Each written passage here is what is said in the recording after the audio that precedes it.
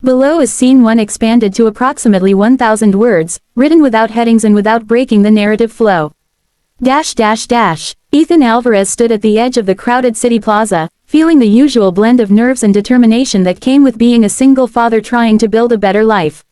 The morning sun reflected off the towering glass facade of Halden and Pierce Technologies, turning it into a shimmering wall of opportunity he hoped would finally open for him. He inhaled deeply, adjusting the stiff collar of the shirt he had ironed twice the night before. It was the only formal shirt he owned that still looked decent, and even then, the sleeves were fraying slightly at the edges. He tugged gently at his borrowed tie, his brother's old navy one, which felt too tight no matter how he positioned it. His phone buzzed in his pocket, and he smiled before even checking it. A text from Lily, his 7-year-old daughter, always had the power to steady him. "Good luck, Daddy. You're the bravest, and the smartest, and the best maker of pancakes. Lily yellow heart." Ethan felt warmth spread through him. She had stayed up late the night before drawing a good luck card made of crooked hearts and a stick figure version of him with big muscles and a superhero cape. He had promised her he would do his absolute best, that today could be the start of something better for both of them. He checked the time, 20 minutes early. Perfect. He had practiced his answers repeatedly, looked up every possible interview question, and even researched the company culture. He knew how important this job was: steady income, reliable hours, health insurance that would actually cover Lily's asthma medication. It wasn't just a job, it was a lifeline. He took a steadying breath and started across the plaza. Business people hurried past in perfectly tailored suits, their shoes clicking sharply against the pavement. The air hummed with the sound of traffic, distant construction, snippets of conversation, and the rustling of winter leaves clinging stubbornly to the decorative trees lining the walkway. Then, amid the restless rhythm of morning rush hour, a frail voice floated above the noise. "Excuse me, young man, can you help me?" Ethan stopped instantly, not because he had to, but because something inside him refused not to. An elderly woman stood beside a bench near one of the stone planters. She leaned heavily on a walker, her hands trembling as she tried to bend down. A torn grocery bag lay crumpled at her feet, its contents scattered across the ground: apples, oranges, a carton of milk that teetered on the edge of the walkway, and a loaf of bread squashed against the concrete. People flowed around her like she wasn't even there. Ethan's heart squeezed. He looked at the time again, lots of time if he helped quickly. But helping someone in distress rarely went quickly, and he knew that all too well. Still, he walked toward her. "Here, let me get those," he said gently. "Oh dear," she murmured with relief, "thank you, son. I'm so embarrassed. My bag just split right open." "No need to be embarrassed," Ethan replied, crouching to pick up the bruised apples and dust off the oranges. Could have happened to anyone. He placed the items into his own backpack, zipping it carefully. Then he noticed the woman's slight sway, her eyelids fluttering. "Are you feeling all right?" he asked. She attempted a shaky smile. "Just a little dizzy. These new heart medications, sometimes they make me lightheaded. I was on my way to the clinic for a checkup." "How far is the clinic?" he asked. 2 blocks, but it feels like 20 today." She clutched the walker tighter, her knuckles pale. "My son usually helps me, but he's away on a business trip." Ethan checked the time again, 15 minutes until his interview. If he hurried, maybe he could still make it with a few minutes to spare. Once again, the thought flickered in his mind, this interview could change everything. Just this one time, maybe someone else will help her. But nobody was stopping. He thought of Lily. He thought of how she looked at him like he was the kind of person who always did the right thing. "I'll take you to the clinic," he said, offering his arm. The woman blinked at him, almost startled. "Are you sure? You look like you're on your way to something important." "I am." He smiled faintly. "But you're important too." She looked at him with a mix of gratitude and guilt. "Bless you. Most people don't even look at me." Ethan didn't respond to that because he knew it was true, and it bothered him more than he liked to admit. He slowed his pace so she could keep up, supporting her gently whenever she stumbled. She apologized repeatedly for being a burden, and he reassured her every time. The 2 blocks felt like a mile. The morning crowd jostled them, forcing Ethan to shield the woman with his body. Cars honked, bikes zipped past too closely, and the woman's breath grew shallow with each step. At one point, she paused, leaning heavily on his arm. "Just a moment, please." He steadied her, resisting his urge to check the time again. His heart pounded in sync with the ticking seconds, but he kept his face calm. When they finally reached the clinic, a nurse rushed forward. Mrs. Halden, we were expecting you. Oh my goodness, what happened? My bag broke, the woman said, embarrassed, and this young man helped me. The nurse shot Ethan a grateful look. Thank you. She shouldn't be walking alone in her condition. Ethan helped settle the woman into a wheelchair the staff brought over. She reached out and caught his hand with surprising strength. You're a good man, she said softly. I wish there were more like you. What's your name? Ethan, he answered. Ethan Alvarez. She repeated the name as if committing it to memory. He wished her well, then hurried out of the clinic, practically breaking into a run. His lungs burned as he sprinted across the plaza, dodging people and weaving between startled office workers. By the time he reached the lobby of Halden and Pierce, sweat soaked the back of his shirt. He approached the receptionist, breathless. Hi, I'm Ethan Alvarez, I had an interview. The receptionist gave him a pained, knowing look. Her expression said everything before she even opened her mouth. Mr. Alvarez, I'm so sorry. The panel waited as long as they could. They've already filled the position. The words hit him like a blow to the chest. His shoulders sagged, all the months of sending resumes, rehearsing answers, and hoping, gone. I understand, he said quietly, even though he didn't. Not really. He walked back into the plaza slower than he had left it. The sun seemed too bright now, the people too loud, the world too indifferent. He slipped his hands into his pockets, staring down at the pavement. He had done the right thing. Why did doing the right thing feel so costly? He didn't know how he would explain this to Lily, but he knew one thing for sure. He would always choose kindness, even if no one saw it. He had no idea someone already had.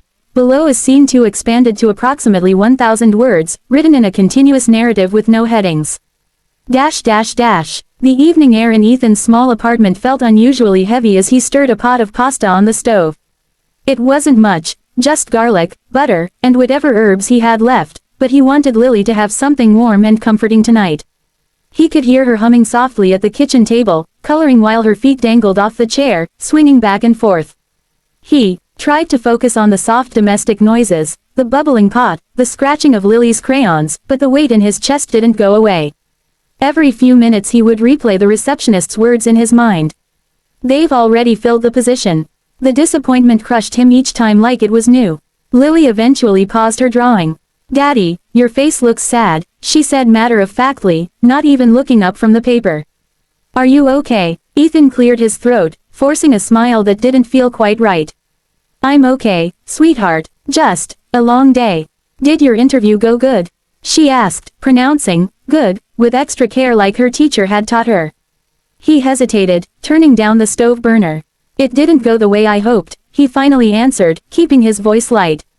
Lily set down her crayon and tilted her head in that way that always made her look both innocent and ancient. Because you helped someone again. The question caught him so off guard he almost laughed. How did you know that? She shrugged. You always help people. Mom said you can't not help people. She said it's your superpower. She reached out and poked his arm. Even if it makes life harder. Ethan swallowed against the sudden burn in his throat. His late wife had always teased him about that. How he would stop for stray dogs, elderly neighbors, stuck cars, lost kids. He had told her once that the world was already filled with people who didn't care enough, and he didn't want to be one of them. Even superheroes need jobs, kiddo, he murmured. Lily slipped off her chair and wrapped her arms around his waist, resting her head against him. You'll get a better one. I know it. He stroked her hair, letting the moment soothe him. Maybe she was right. She usually was. He served dinner, and they ate in relative silence, Lily chattering occasionally about school projects, new friends, and a classmate who brought a giant chocolate bar for lunch. It grounded him, reminded him that life wasn't measured in job titles but in moments like these. Still, the worry simmered beneath the surface. Rent was coming up, the electric bill, school supplies, medication. Life didn't pause just because he had tried to do something good. After dinner, he washed dishes while Lily practiced reading aloud from her favorite storybook. It was the kind of evening he had lived dozens of times, simple, quiet, full of small joys, but the tension in his chest wouldn't budge. Then came the knock. It wasn't loud, but it was firm, 3 solid taps that didn't sound like a neighbor or delivery person. Ethan wiped his hands on a dish towel and exchanged a puzzled look with Lily. Are we expecting someone? She whispered. He shook his head. No. He opened the door cautiously. Standing on the porch was a chauffeur dressed in a sleek black suit, the kind that belonged to someone who drove important people. Behind him idled a spotless town car with tinted windows. The chauffeur offered a polite, professional nod. Mr. Ethan Alvarez. Ethan stiffened. Yes, I've been asked to deliver a message to you, sir. The man extended his gloved hand, holding out a sealed cream-colored envelope. Ethan took it, heart quickening. From who? My employer, the chauffeur replied simply. He also requests a moment of your time, if you're willing. Ethan narrowed his eyes, confused. I think there's been a mistake. But curiosity nudged him. He opened the envelope carefully. Inside was a short handwritten note, neat, elegant script. Thank you for helping my mother today. Please allow me the honor of meeting you. Daniel Halden, CEO. Ethan felt the breath leave his lungs. The name struck him like lightning. Halden, Mrs. Halden, the woman he had helped.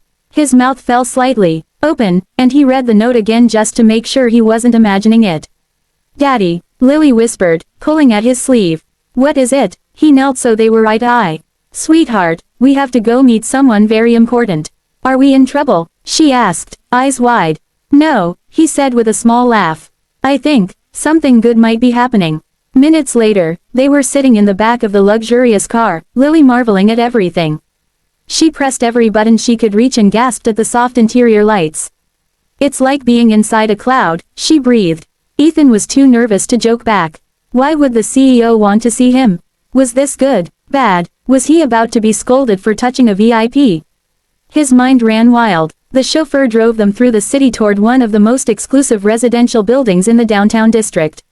The kind Ethan had only ever seen in magazines. They entered an underground garage, took a private elevator, and stopped at the penthouse level.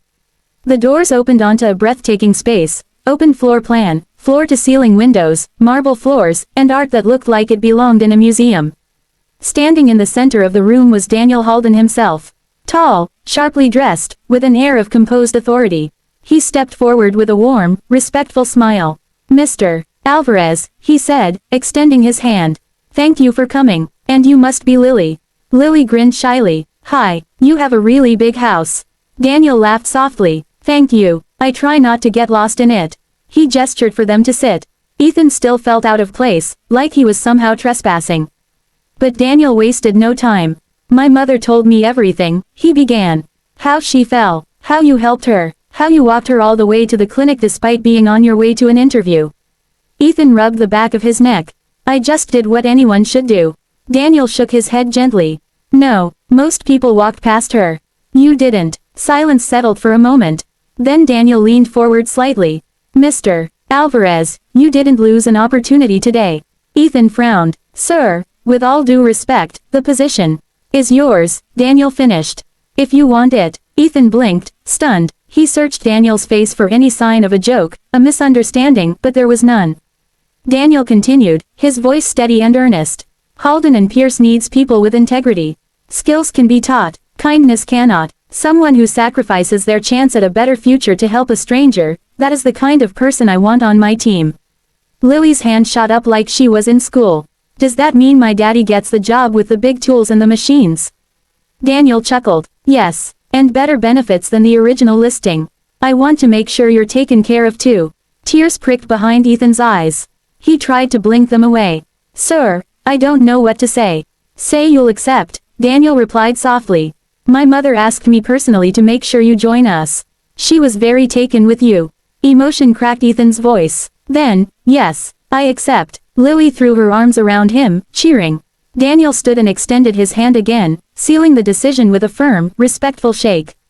As Ethan held Lily close, relief and gratitude washed through him like warm sunlight. After years of struggle, of dead ends and disappointments, of doing the right thing even when it hurt, finally, something beautiful had come back to him. All because he chose kindness when no one else did. And because someone finally noticed.